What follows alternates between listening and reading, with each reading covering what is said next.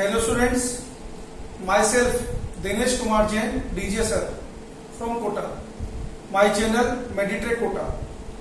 आज हम calorimetry chapter के बारे में बात करने जा रहे हैं, जहां पर हम देखेंगे स्पेसिफिक क्या होती है, मोलर स्पेसिफिक क्या होती है, प्लेटेड हीट क्या होता है, वाटर इक्विवेलेंट क्या होता है, जब क्या है कि हम लिक्विड्स की मिक्सिंग करते हैं तो मिक्सचर का टेम्परेचर क्या होता है, हीटिंग कर्व क्या होता है, इन सब चीजों को क्या है कि हम यहाँ पे स्टडी करने वाले हैं।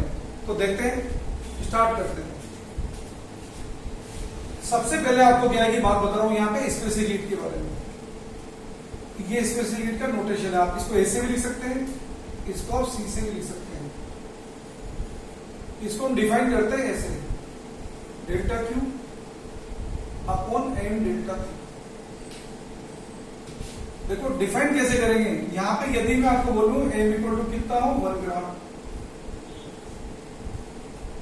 और डेल्टा थीटा जो चेंज इन टेम्परेचर है ये हो 1 डिग्री सेंटीग्रेड, तो यहां से आप लिखेंगे एस इक्वल टू डेल्टा। याद रखना सी के बाद में जब डिग्री लगाते हैं तो ये चेंज इन टेम्परेचर को बताता है, सी के पहले डिग्री लगाते हैं तो टेम्परेचर को बताता है।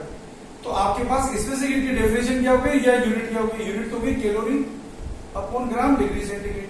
ओके, डेफिनेशन क्या होगी, the quantity of heat required to change the temperature of 1 gram of substance by 1 degree centigrade is called specific heat. 1 gram substance का टेम्परेचर 1 डिग्री सेंटीग्रेड चेंज करने के लिए जितनी हीट की रिक्वायरमेंट होगी उसको बोलेंगे उसकी स्पेसिफिक हीट। जिस मटेरियल की स्पेसिफिक हीट जितनी ज्यादा होगी उसमें 1 डिग्री सेंटीग्रेड चेंज करने के लिए उतनी ही हीट की ज्यादा जरूरत होगी। ये इसका सिग्निफिकेंस है। अब स्पेसिफिक हीट देखते हैं, यहाँ पर क्या है, किन बात पर डिपेंड करती है। आप देख सकते हैं एक मटेरियल के लिए क्या हो सकता है, एक मटेरियल के लिए स्पेसिफिक हीट की इनफाइनाइट वैल्यू हो सकती है। कैसे, आपको स्पेसिफिक हीट कैसे डिफाइन की है, 1 ग्राम सब्सटेंस का टेम्परेचर 1 डिग्री सेंटीग्रेड चेंज करने के लिए जितनी हीट की रिक्वायरमेंट होती है उसको बोलते हैं स्पेसिफिक हीट। अब जैसे क्या है कि वाटर की स्पेसिफिक हीट हम बोलते हैं 1 कैलोरी पर ग्राम डिग्री सेंटीग्रेड, तो यह टेम्परेचर चेंज कितना करते हैं, 1 ग्राम वाटर का टेम्परेचर 14.5 डिग्री सेंटीग्रेड से 15.5 डिग्री सेंटीग्रेड करने के लिए जितनी हीट की जरूरत होगी उसको बोलेंगे स्पेसिफिक हीट। तो ये जो टेम्परेचर चेंज आपको बोला ना 1 डिग्री सेंटीग्रेड, ये 1 डिग्री सेंटीग्रेड तो कहीं से कहीं भी कर सकते हैं। So there can be infinite value of specific heat for a given substance. Okay, अब स्पेसिफिक हीट किस बात पर डिपेंड कर रही है, देखो ये स्पेसिफिक हीट की वैल्यू फंक्शन है किस पे, एक तो नेचर ऑफ सब्सटेंस का, कि सब्सटेंस आपका क्या है कि सॉलिड है, लिक्विड है या गैस है, तो नेचर ऑफ सब्सटेंस पे डिपेंड करती है। और किस पे डिपेंड करेगी, टेम्परेचर पे डिपेंड करेगी। ठीक है, नेचर ऑफ सब्सटेंस पे डिपेंड कर रही है और टेम्परेचर पे डिपेंड कर रही है। ओके, मीन सॉलिड है, लिक्विड है, गैस है या टेम्परेचर उस पर डिपेंड करती है। ओके, अब आपको क्या है कि यहां पे क्या है कि एक और डेफिनेशन बता दें जिसको बोलते हैं अपन मोलर स्पेसिफिक। मोलर स्पेसिफिक को क्या है कि बड़े लेटर से लिखते हैं, क्या हो जाएगी, डेल्टा क्यू अपॉन एम की जगह आ जाएगा एन।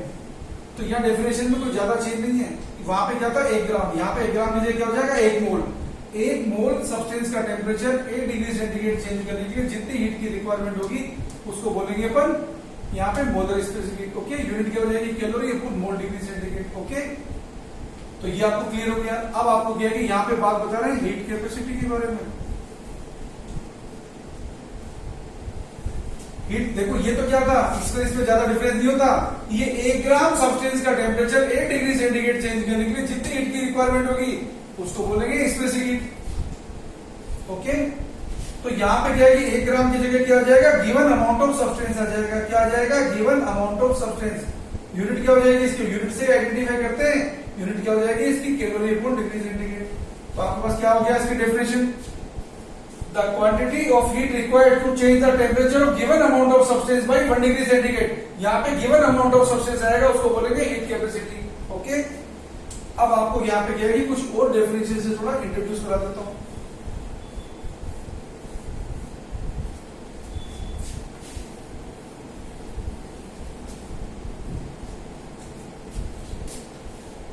यहाँ पे आपको बात बता रहा हूं वाटर इक्विवेलेंट की, ये बड़ी ही इंपॉर्टेंट डेफिनेशन है, यहां पे काम आती रहेगी। वाटर इक्विवेलेंट सिंपल आप मीनिंग समझिए, यदि आप क्या है कि मार्केट से 1 kg शुगर परचेज करते हैं और 1 kg शुगर परचेज करने के लिए सपोज आपको 70 रुपीज देने पड़ रहे हैं, क्या परचेज कर रहे हैं 1 kg शुगर, और उसकी जगह कोई अमेरिकन परचेज करता है 1 kg, उसको $1 देना पड़ रहा है। इसका मीनिंग क्या है, if to purchase 1 kg sugar American is paying $1 and the Indian is paying 70 rupees, this what $1 must be equal to 70 rupees.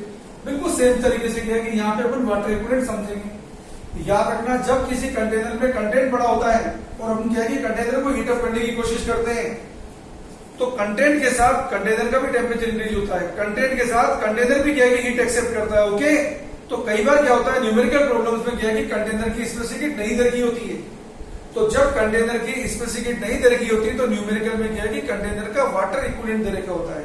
उस वाटर इक्विवेलेंट को क्या है कि यूज करके कंटेनर क्या है कि कितनी हीट एक्सेप्ट कर रहा है, कितनी हीट कंज्यूम कर रहा है, उसकी इनडायरेक्ट कैलकुलेशन करते हैं। तो देखते हैं वाटर इक्विवेलेंट क्या चीज है और वाटर इक्विवेलेंट का सिग्निफिकेंस क्या है।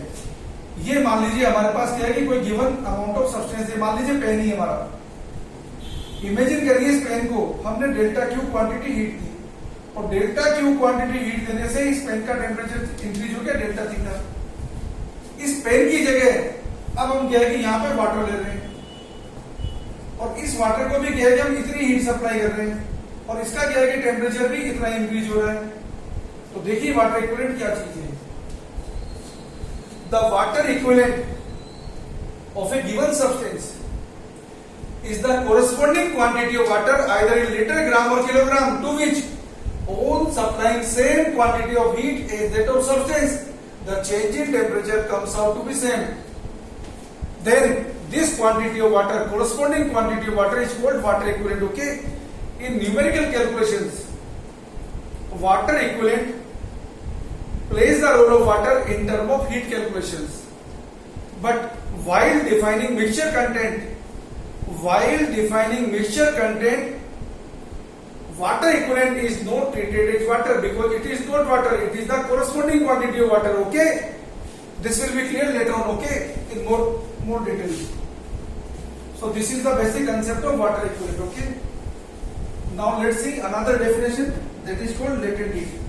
याद रखिए, जब हम क्या है कि किसी सब्सटेंस को हीट देते हैं तो हीट या तो क्या है कि टेम्परेचर बढ़ाती है या चेंज करती है, या क्या है कि उसकी स्टेट चेंज करती है।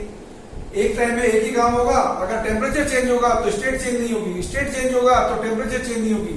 During state change whatever quantity of heat you are supplied to the substance, that the heat supplied to the substance is utilised in adjusting the intermolecular separation of the substance. तो देखिए अब आपको क्या है कि बात बता रहे हैं लेटेंट हीट के बारे में। लेटेंट हीट दो टाइप की डिफाइन करते हैं, एक होता है लेटेंट हीट ऑफ फ्यूजन, एक होता है latent heat of vaporisation.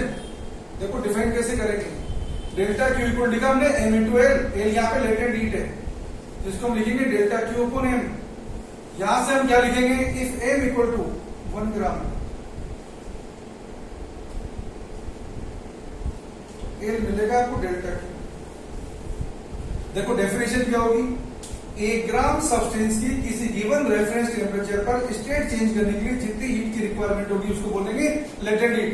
The quantity of heat required to change the state of 1 gram of substance at a given reference temperature is called latent heat. If the given reference temperature is boiling point of liquid then it is called latent heat of vaporization. For water it is 542 calorie per gram, and if the given reference temperature is melting point of solid then it is called latent heat of fusion. In case of ice it is 80 calorie per gram. जब क्या है कि liquid का case होगा हम boiling point लेंगे reference point, जब क्या है कि सॉलिड का केस होगा तो हम क्या है कि सॉलिड का मेल्टिंग पॉइंट लेंगे। ओके, तो ये बात आपको क्लियर होगी। आपको क्या है कि ये बातें भी आपको याद रखनी है। वाटर की जो स्पेसिफिक हीट होती है ये होती है 1 calorie upon gram degree centigrade. Calorie को चाहें तो आप जूल में चेंज कर सकते हैं। 1 कैलोरी कितना होता है 4.2 जूल।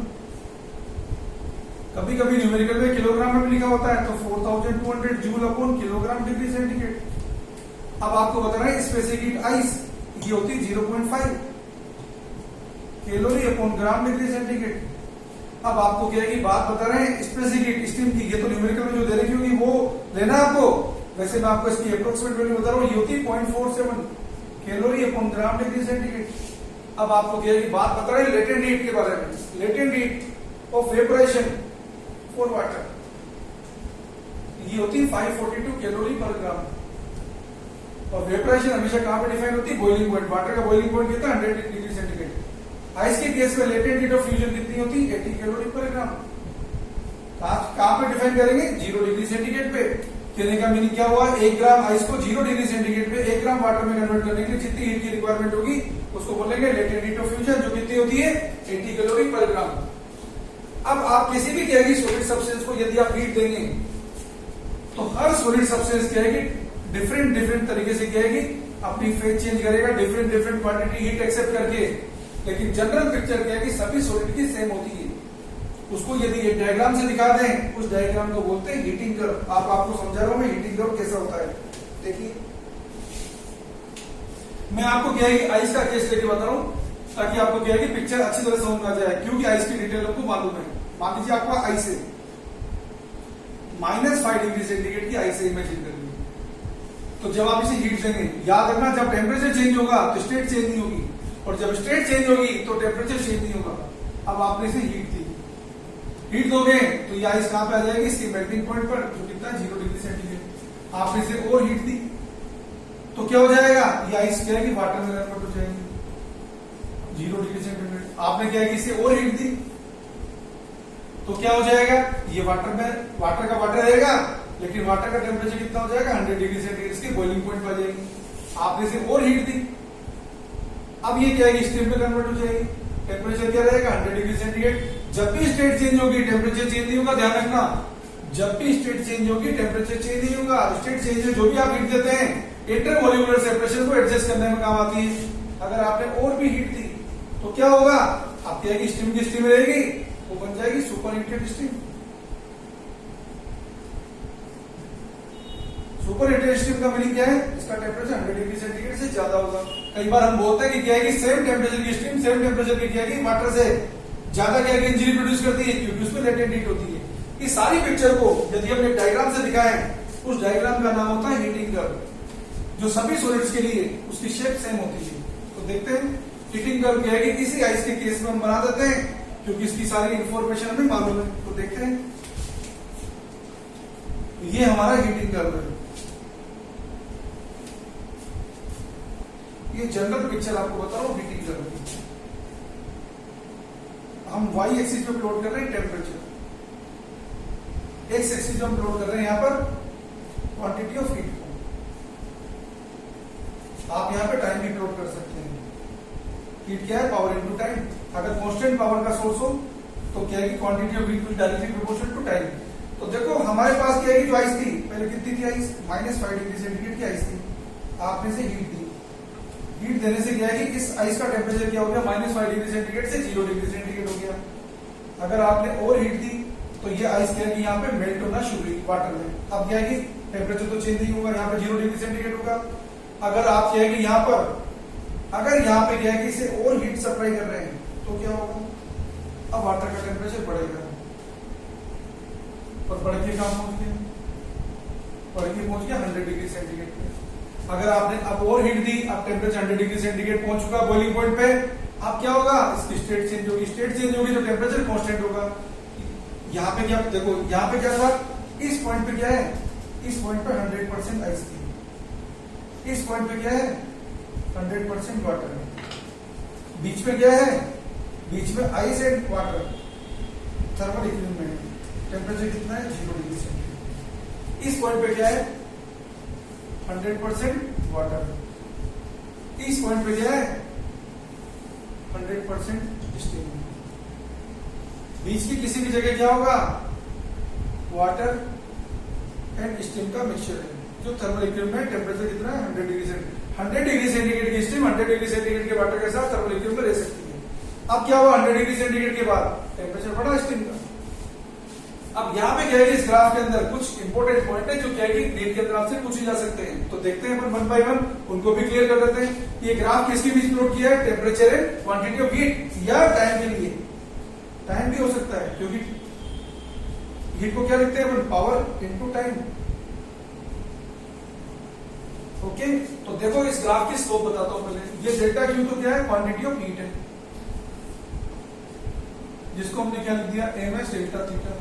डेल्टा थीटा यहाँ पे चेंज इन टेम्परेचर। तो आपको क्या मिला, इस ग्राफ की slope delta theta upon delta Q, ये मिला आपको हीट कैपेसिटी के इनवर्स के इक्वल।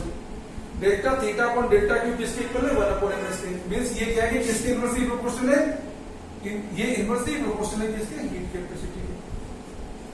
मास तो कांस्टेंट होता है, तो ये हीट कैपेसिटी के इनवर्सली प्रोपोर्शनल है ग्राफ की स्लोप, ये स्लोप। अब डियर स्टूडेंट यहां पे आप क्या नोट कर रहे हैं, जिसकी स्पेसिफिक ज्यादा होगी उसकी स्लोप कम होगी, जिसकी स्पेसिफिक कम होगी, स्पेसिफिक का सिग्निफिकेंस क्या है, जिसकी स्पेसिफिक कम होगी उसमें कम हीट में क्या है कि टेम्परेचर जल्दी बढ़ जाएगा, जिसकी स्पेसिफिक ज्यादा होगी, ज्यादा हीट देंगे तो भी क्या है कि टेम्परेचर कम बढ़ेगा। इसीलिए कई बार हमें पूछा होता है कि हमारे क्या है कि कुकिंग यूटेंसिल जो होते हैं उसकी प्रॉपर्टी क्या होनी चाहिए, क्योंकि खाना बनाने में आप क्या चाहते हैं, आप खाना बनाने के अंदर ये चाहते हैं कि आपका खाना क्या है कि जल्दी से जल्दी बन जाए, मिनिमम क्या है कि मिनिमम हीट कंजम्पशन पे खाना बन जाए। तो मिनिमम हीट कंजम्पशन पे खाना कब बनेगा, जब क्या है कि जिस तवे पे आप खाना बना रहे हैं उस तवे की स्पेसिफिक कम हो। अगर आइडियल कुकिंग यूटेंसिल होगा तो स्पेसिफिक उसकी 0 होनी चाहिए। तो सबसे पहले तो क्या है कि तवे का गर्म होना जरूरी है, और तवा गर्म होते ही क्या है कि तवे की हीट कहां पे चली जानी चाहिए, चपाती में ट्रांसफर हो जानी चाहिए। तो चपाती में ट्रांसफर कब होगी, जब क्या है कि तवे के मटेरियल का क्या है कि कोएफिशिएंट ऑफ थर्मल कंडक्टिविटी ज्यादा हो। तो आइडियल कुकिंग यूटेंसिल की क्या प्रॉपर्टी होगी, उसकी स्पेसिफिक होगी 0 और कोएफिशिएंट ऑफ थर्मल कंडक्टिविटी कितना हो जाएगा, उसका इन्फिनिटी। तो कहने का मीनिंग क्या है, जिसकी स्पेसिफिक जितनी कम होगी उसमें क्या है कि उतनी कम हीट आने पे टेम्परेचर जल्दी बढ़ जाएगा। ठीक है, तो यहाँ पे क्या है कि हम बोल रहे हैं ग्राफ की क्या है कि आपने देखा जिसकी स्पेसिफिक कम है, अभी अभी थोड़ी देर पहले बताया था आइस की स्पेसिफिक कितनी होती है 0.5, वाटर कितनी थी 1 कैलोरी पर ग्राम डिग्री सेंटीग्रेड, और स्टीम की कितनी थी 0.47 calorie upon gram degree centigrade. तो इन तीनों को कंपेयर करें तो सबसे कम किसकी थी, स्टीम की। अगर क्या है स्टीम की कोई और डिटेल देनी हो तो उसके अकॉर्डिंग बात करना। तो क्योंकि स्टीम की स्पेसिफिक सबसे कम है तो क्या है स्टीम की क्या है ग्राफ की स्लोप सबसे ज्यादा होगी, उसके बाद स्टीम की, इसके बाद किसका नंबर आता है, इसके बाद आता है इसका, उसके बाद किसका आता है। तो यदि मैं क्या है यहाँ पे क्या है एंगल मार्क कर दूं, इसका नाम रख दूं अल्फा 1, इसका नाम रख दूं अल्फा 2, अल्फा एंगल है यहाँ पे, और ये अल्फा 3 रख दूं। तो बेटा क्या है कि यहाँ पे जिसकी मैंने बोला जिसकी स्पेसिफिक कम है उसकी स्लोप ज्यादा होगी। तो यहाँ पे आप क्या देख रहे हैं, अल्फा 1 ज्यादा होगा किससे, अल्फा 3 से ज्यादा होगा किससे, अल्फा 2 से। ये एक इंपॉर्टेंट पैरामीटर है। इसके अलावा देखो आपको मालूम है कि वाटर के लिए क्या है कि वाटर जब आइस के बारे में बात करते हैं तो आइस के लिए लेटेंट हीट ऑफ फ्यूजन कितनी है 80 कैलोरी पर ग्राम। जब आप क्या है कि वाटर के क्या है कि स्टीम वाटर से स्टीम कन्वर्जन की बात करते हैं तो लेटेंट हीट ऑफ वेपराइजेशन कितनी 542 कैलोरी पर ग्राम। तो आइस को वाटर में कन्वर्ट करने के लिए 1 ग्राम आइस को 1 ग्राम वाटर में कन्वर्ट करने के लिए 80 कैलोरी हीट की जरूरत है, जबकि 1 ग्राम वाटर को क्या है कि 1 ग्राम स्टीम में कन्वर्ट करने के लिए 542 कैलोरी की रिक्वायरमेंट है। तो अप्रोक्सीमेटली 7 टाइम्स क्या है कि ज्यादा हीट कंज्यूम करेगी। यदि कांस्टेंट पावर का सोर्स होगा तो अप्रोक्सीमेटली 7 टाइम्स ज्यादा टाइम लगेगा। तो यहां से देखो ये बड़ी इंपॉर्टेंट ग्राफ है, ये ए बी लिख दिया मैंने, मार्क कर दिया, इस पॉइंट का नाम लिख दिया मैंने सीओटी। तो यहाँ पे आपको क्या होता है, डेल्टा क्यू क्या होता है, पावर इनटू टाइम। तो यहाँ पे क्या है कि ग्राफ को देखिए आप ये भी बता सकते हैं इस ग्राफ की लेंथ किसकी, सीटी वाले की, डिवाइड बाई कौन से वाले पोर्शन की लेंथ, एबी वाले की। ये लेंथ पता है किसका रेशियो बताएगी, ये रेशियो होता है कि डायरेक्ट इसका latent heat of vaporisation divide by latent heat of fusion. Numerical के लीड पॉइंट ऑफ व्यू से बड़ा इंपॉर्टेंट है ये, क्या है कि रेशियो आपके काम आएगा। ओके, अब आपको क्या है कि यहाँ पे आपने क्या है कि हीटिंग कर्व देख लिया अच्छी तरह। अब आपको क्या है कि यहाँ पे बता रहे हैं principle of calorimetry. Principle of calorimetry में सबसे पहले आपको क्या है कि बात बता रहे हैं, जब आप 2 लिक्विड्स को मिक्स करते हैं तो हमेशा हाई टेम्परेचर वाला जो लिक्विड है वो हीट लॉस करेगा, और लो टेम्परेचर वाला जो लिक्विड है वो हीट गेन करेगा। और हीट लॉस इक्वल टू क्या होगा, heat gain. Okay, heat loss will be equal to what, heat gain, याद रखना। तो देखिए ये क्या है कि मान लेते हैं हमारे पास 2 लिक्विड है, ऐसा कोई जरूरी नहीं कि न्यूमेरिकल हमेशा लिक्विड का आएगा, लिक्विड में सॉलिड मिला सकते हैं, लेकिन अभी आपको क्या है कि लिक्विड्स के बारे में बात बता रहे हैं।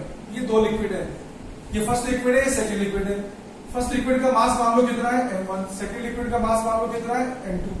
फर्स्ट लिक्विड की क्या है स्पेसिफिक कितनी है s1, सेकंड लिक्विड की स्पेसिफिक कितनी है s2। फर्स्ट लिक्विड का टेम्परेचर कितना है θ1, सेकंड लिक्विड का टेम्परेचर कितना है θ2। याद रखना जब क्या है कि लिक्विड्स को मिलाएंगे तो मिक्सचर का टेम्परेचर हमेशा क्या होगा, मिक्सचर का टेम्परेचर हमेशा हाईएस्ट टेम्परेचर से कम होगा एंड लोवेस्ट टेम्परेचर से ज्यादा होगा। ओके, तो देखो मान लेते हैं, हमने मान लिया कि θ1 θ2 से ज्यादा है, तो ये जो फर्स्ट लिक्विड है ये हीट लॉस करेगा और ये सेकंड लिक्विड जो है हीट गेन करेगा। और ये मान लेते हैं मिक्सचर का टेम्परेचर कितना आता है यहाँ पे θ। तो ये हीट लॉस कर रहा है, वो हीट गेन कर रहा है। ये क्या कर रहा है? Heat loss. ये क्या कर रहा है? Heat gain. कंसेप्ट क्या है? Heat loss equal to heat gain. याद रखना, लॉस एंड गेन दोनों पॉजिटिव टर्म है। तो बड़े टेम्परेचर में छोटा टेम्परेचर डिक्रीज करेंगे, m1 s1 theta 1 minus theta, और ये क्या हो जाएगा? थीटा यहाँ पे मिक्सचर का टेम्परेचर है, तो ये क्या बन जाएगा? m2 s2 theta minus theta 2। तो यहां से सोल्व करेंगे, आप चाहे तो आगे सोल्व करें, चाहे तो ना सोल्व करें, इसी से काम चल जाएगा। अगर सोल्व करना चाहते हैं तो मिक्सचर का टेम्परेचर क्या मिलेगा? m1 s1 theta 1 plus m2 s2 theta 2 upon m1 s1 plus m2 s2। ये आपको मिक्सचर का टेम्परेचर मिल रहा है। याद रखिए, ये फॉर्मूला तभी एप्लीकेबल है अगर आप लिक्विड में सॉलिड मिला देंगे ना, तो भी फॉर्मूला एप्लीकेबल है। लेकिन कंडीशन क्या है? स्टेट चेंज नहीं होनी चाहिए जिनको आप मिला रहे हैं। ये फॉर्मूला ए लिक्विड मिला देंगे तो भी एप्लीकेबल होगा। कैसे? अगर आपने ए लिक्विड मिला दिया तो मिक्सचर का टेम्परेचर क्या होगा? अगर पहले लिक्विड का मास m1 है, स्पेसिफिक गैस में टेम्परेचर थीटा 1 है, दूसरे लिक्विड का मास m2 है, स्पेसिफिक गैस में टेम्परेचर थीटा 2 है, और nवें लिक्विड का मास mn है, स्पेसिफिक गैस n है, टेम्परेचर थीटा n है, तो आप सीधा सीधा लिख देंगे, ऐसा कर देंगे m1 s1 theta 1 plus m2 s2 theta 2 plus mn sn theta n divide by m1 s1 plus m2 s2 plus mn sn। अगर आप क्या मैथमेटिक्स से इंक्लूडिंग लिखेंगे तो आप लिख सकते हैं summation mi si theta i, पर i की वैल्यू कहां से कहां तक? 1 से n divide by summation fi si, पर i की वैल्यू कहां से कहां तक? 1 से n। तो ये फॉर्मूला क्या है कि यदि आप n लिक्विड मिला देंगे तो भी वैलिड है, लिक्विड में सॉलिड मिला देंगे तो भी वैलिड है। लेकिन कंडीशन क्या है? ये फॉर्मूला तभी काम करेगा जब क्या है कि जिनको आपने मिलाया उनकी स्टेट चेंज नहीं होनी चाहिए। अगर स्टेट चेंज हो जाएगी तो फॉर्मूला वैलिड नहीं होगा, क्योंकि स्टेट चेंज हो जाएगा तो जो वो हीट है, एक्स्ट्रा हीट जो एक्सेप्ट करेंगे आपको, उनको भी कंसीडर करना पड़ेगा। अब आपको क्या है, छोटा सा क्या है, इसमें इलस्ट्रेशन बता देते हैं जो आपको क्या है इस फंडे को और क्लियर कर देगा कि मिक्सचर का टेम्परेचर कैसे निकालेंगे। तो देखिए, मान लेते हैं यहां पर हम मिक्सचर के अंदर हमारे पास ये दो लिक्विड है। पहले लिक्विड का मास m है, दूसरे लिक्विड का मास 2m है। पहले लिक्विड की स्पेसिफिक मान लो s है, दूसरे लिक्विड की स्पेसिफिक मान लो 2s है। पहले लिक्विड का टेम्परेचर मान लो 40 डिग्री सेंटीग्रेड है, दूसरे लिक्विड का टेम्परेचर मान लीजिए 26 डिग्री सेंटीग्रेड है। अब आपको पूछा, इनको मिलाया तो मिक्सचर का टेम्परेचर क्या बनेगा? आपको क्या पता है? ये हीट लॉस करेगा, वो हीट गेन करेगा। मान लेते हैं मिक्सचर का टेम्परेचर कितना? थीटा। इक्वेशन क्या लगा दो? ms heat loss equal to heat gain 40 minus theta equal to 2m और 2s थीटा माइनस 26। तो सोल्व करेंगे, ms कट जाएगा, ms कितना हो गया? 40 माइनस थीटा इक्वल टू कितना हो गया? 4 इंटू थीटा माइनस 26। ओके, इसे सोल्व करेंगे तो कितना आएगा? 4 थीटा माइनस ये आ गया 104 और ये आ गया 40 माइनस थीटा। सोल्व करेंगे तो कितना आ गया? ये हो जाएगा 5 थीटा और ये कितना हो जाएगा? 144। इससे थीटा कितना आ जाएगा? 144 अपॉन 5। अब आप देख सकते हैं ये थीटा जो आएगा ना 40 डिग्री सेंटीग्रेड से कम आएगा, 26 डिग्री सेंटीग्रेड से ज्यादा आएगा। देखने से दिख भी रहा है। अगर इसको काटोगे आप तो ये कितना है? 2 आएगा, 4 बचेगा, फिर 4 कितना आएगा? 4 काट करोगे तो कितना है? 144 अपॉन 5।